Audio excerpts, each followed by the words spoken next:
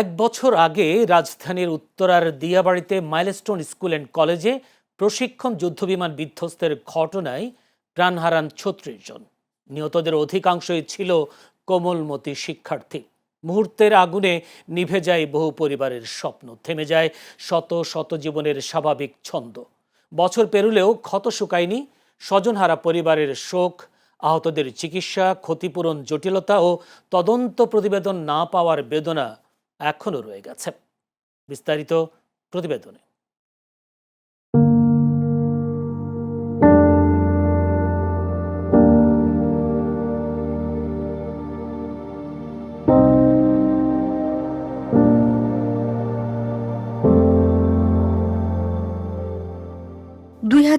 সালের ২১ জুলাই দুপুর ১:১০ রাজধানীর উত্তরার দিয়াবাড়িতে মাইলস্টোন স্কুল অ্যান্ড কলেজের একটি ভবনে আছড়ে পড়ে বাংলাদেশ বিমান বাহিনীর F-7 বিজিআই প্রশিক্ষণ যুদ্ধ বিমান। মুহূর্তেই আগুনে পুড়ে যায় ভবনের একটি বড় অংশ, ছড়িয়ে পড়ে আতঙ্ক, আর্তনাদ আর স্বজনদের আহাজারি।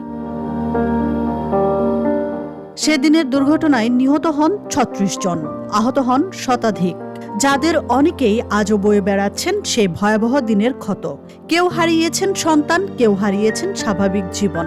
দুর্ঘটনার এক বছর পরও আতঙ্ক কাটেনি শিক্ষার্থীদের। যারা আমাদের পাশে দাঁড়িয়েছে, আমরা মানসিকভাবে ভেঙে পড়ছিলাম, তখন তারা আমাদের কাউন্সিলিং করেছে। বা এখনো আমাদের মাঝে মধ্যে জিনিসগুলো মনে পড়ে, আমরা বলি যে মিস তখন কি হয়ে গেল।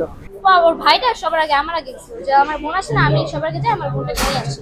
তো গেছিলাম, ওদের আনতে যাওয়ার পরে তারপরে বিমানটা এসে ক্রাশ করে। আমি দেখেই ট্রমাটাইজ হয়ে গেছিলাম।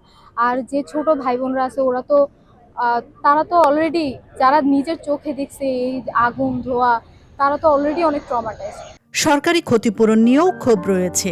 নিহতদের পরিবারকে ২০ লাখ ও আহতদের ৫ লাখ টাকা দেওয়া হলেও ক্ষতিগ্রস্তদের দাবি এই অর্থ অপ্রতুল। কোনো দাবি আমাদের পূরণ করা হয়নি। সরকার একটা গদবাধা শুধু আপনার একটা আর্থিক ক্ষতিপূরণ দিবে বলেছিল, পরে আমরা সেটা নাকচ করার পরে তো সরকার আর এই বিষয়ে কোনো সহযোগিতা বা আমাদের সাথে কোনো ধরনের আলোচনায় আসেনি। সরকারের কাছেও বলবো যে আমাদের বাচ্চাদের জন্য, আমাদের টিচারদের জন্য যাতে তাদের সাহায্য আমাদের পর্যন্ত পৌঁছায়। দুর্ঘটনার পরও ঝুঁকিপূর্ণ আবাসিক এলাকার উপর দিয়ে প্রশিক্ষণ বিমান চলাচল বন্ধ হয়নি।